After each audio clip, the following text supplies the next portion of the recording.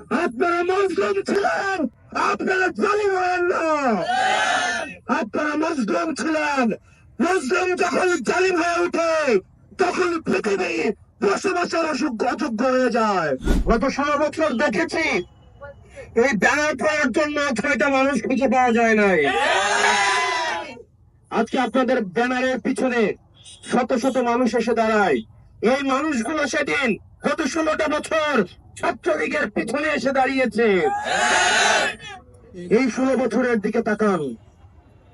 আমরা ফেসিবাদের বিরুদ্ধে আপনাদের লড়াই এবং সংগ্রামকে আমরা সবসময় সম্মান জানাই।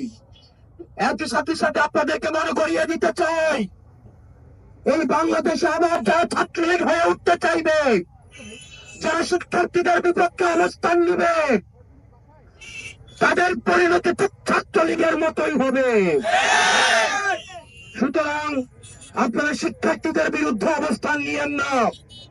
গত 16 বছরের আপনাদের নির্যাতন নিপীড়নের কথা ভুলে যাবেন না।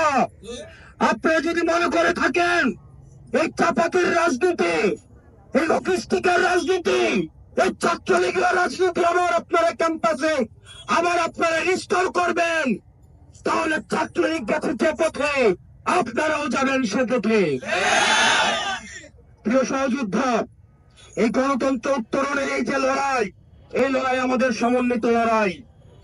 এই লড়াই আমাদের যে শহীদ হয়েছে যারা, তাদের রক্তের দায় আমাদের উপরে রয়েছে, তাদের রক্তের দায়বদ্ধতা আমাদের উপরে রয়েছে। তাদের রক্তের উপরে দাঁড়িয়ে আবার আমরা মাদার পার্টির এজেন্ডা বাস্তবায়নের রাজনীতি শিক্ষা প্রতিষ্ঠানগুলোতে রিস্টোর করতে পারি না। আপনার শিক্ষার্থীদের ভাষায় কথা বলুন।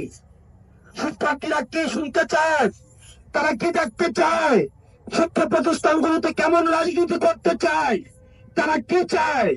আপনার শিক্ষার্থীদের জন্য যদি রাজনীতি করতে চান, তাহলে আপনাদের শিক্ষার্থীদের ভাষায় কথা বলতে হবে, তাদের মতের সাথে চলতে হবে, তাদের পথে চলতে হবে।